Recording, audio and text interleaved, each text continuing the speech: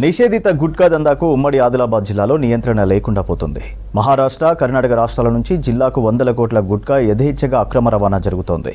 జిల్లాల సరిహద్దుల్లోని చెక్పోస్టుల్లో సంబంధిత శాఖల ఫెయిల్యూర్తోనే అక్రమ దందా నడుస్తుందనే ఆరోపణలు వ్యక్తమవుతున్నాయి.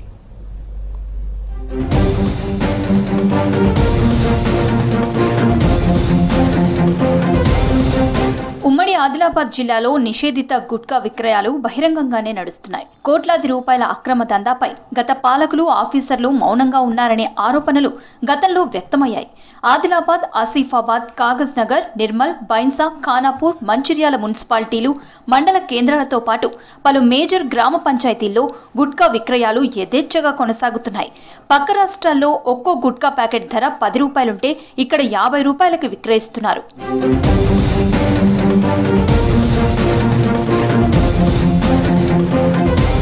ఆదిలాబాద్ జిల్లా కేంద్రం నుంచి ఉత్తర తెలంగాణలోని జగిత్యాల, కరీంనగర్, సిరిసిల్ల, రాజన్న, మేడ్చల్ జిల్లాలకు రవాణా చేస్తున్నట్లు తెలుస్తోంది. ఒక ఆదిలాబాద్ జిల్లాలోనే రోజుకు 3.5 కోట్ల రూపాయల గుట్కా వ్యాపారం జరుగుతుందని తెలుస్తోంది. నెలకు 100 కోట్లు అంటే ఏడాదికి 1200 కోట్ల రూపాయల బిజినెస్ అవుతున్నట్లు లెక్కలు వెల్లడిస్తున్నాయి. జిల్లా కేంద్రంగా 8 జిల్లాలకు గుట్కా దందా కొనసాగిస్తున్నట్లు సమాచారం.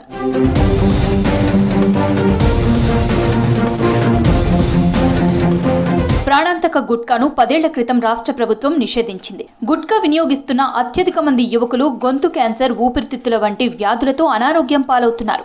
గుట్కా వినియోగిస్తున్న యువకులు అత్యధిక సంఖ్యలో చనిపోతున్నారు. నిషేధిత గుట్కా వినియోగంపై ప్రభుత్వం చేస్తున్న ప్రయోగం నిష్ప్రయోజనంగా మారుతోంది. యూత్ లో గుట్కా వినియోగం రోజు రోజుకు పెరుగుతుంది తప్ప ఆగడం లేదు. 1కి 500 లాభార్జన ఉన్న గుట్కాను విక్రయించేందుకు స్థానిక వ్యాపారులు వెనుకంజ వేయటం లేదు.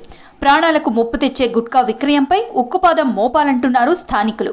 ఇటు డబ్బులు పోవడం జరుగుతుంది, అటు ఆరోగ్యం చెడిపోవడం జరుగుతుంది. ఈ గుట్కా తోటి క్యాన్సర్ వంటి ప్రమాదకరమైన కాకుండా ఇంకా ఇతర ఆరోగ్య సమస్యలు మన ప్రజలకు వస్తున్నాయి. దీంతో యువత కూడా చెడుదారిలో వెళ్ళడం జరుగుతుంది. అక్రమ మార్గాల ద్వారా చాలా గుట్కా ప్యాకెట్లు ప్రతి దగ్గరికి వస్తున్నాయి, అమ్ముతున్నారు. కిరాణా షాపులలో ఈ అక్రమంగా అమ్మడం ద్వారా అధిక రేట్లకు కూడా ఈ ప్యాకెట్లను అమ్ముతున్నటువంటి పరిస్థితి ఉంది. వాళ్లకు నోటి క్యాన్సర్ వస్తుంది అని ప్రతి అడ్వర్టైజ్మెంట్ చెప్తున్నా కూడా వీటి పైన అవగాహన లేకపోవడం, మీ కుటుంబం మిమ్మల్ని కోల్పోయే పరిస్థితి కూడా రావచ్చు. ఆరోగ్యాలు పోతున్నాయి, కుటుంబాలు గుల్లవుతున్నాయి, దాంతోపాటు అధిక దోపిడీకి గురవుతున్నారు. కాబట్టి పకడ్బందీగా దీన్ని అమలు చేయాలి. ఎవరైతే దీన్ని అక్రమ రవాణా చేస్తున్నారో, నిల్వలు చేస్తున్నారో అటువంటి వ్యాపారులపైన కఠినమైన చర్యలు తీసుకోవాలి, పీడీ యాక్టులు పెట్టాలి, జైలుకు పంపాలి. కర్ణాటకలోని బీదర్ జిల్లా పరిసరాల నుంచి ధర్మాబాద్ మీదుగా నిర్మల్, నిజామాబాద్ జిల్లాకు గుట్కా అక్రమ రవాణా జరుగుతుంది. మహారాష్ట్రలోని నాందేడ్ జిల్లా నుంచి బోరక్, ధర్మాబాద్ ప్రాంతాల నుంచి నిజామాబాద్ జిల్లా మీదుగా గుట్కా ప్యాకెట్లను భారీ ఎత్తున తరలిస్తున్నారు. వివిధ ఉత్పత్తులను మార్కెట్కు తరలిస్తున్న మొబైల్ వ్యాన్లలోనే వీటిని రవాణా చేస్తున్నారు.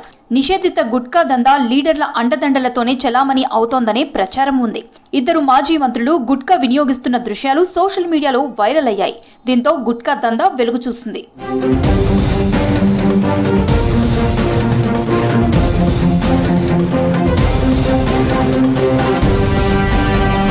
ఆదిలాబాద్, ఆసిఫాబాద్, నిర్మల్ జిల్లాల్లో గత 15 రోజులుగా గుట్కా స్థావరాలపై పోలీసులు విస్తృతంగా దాడులు నిర్వహిస్తున్నారు.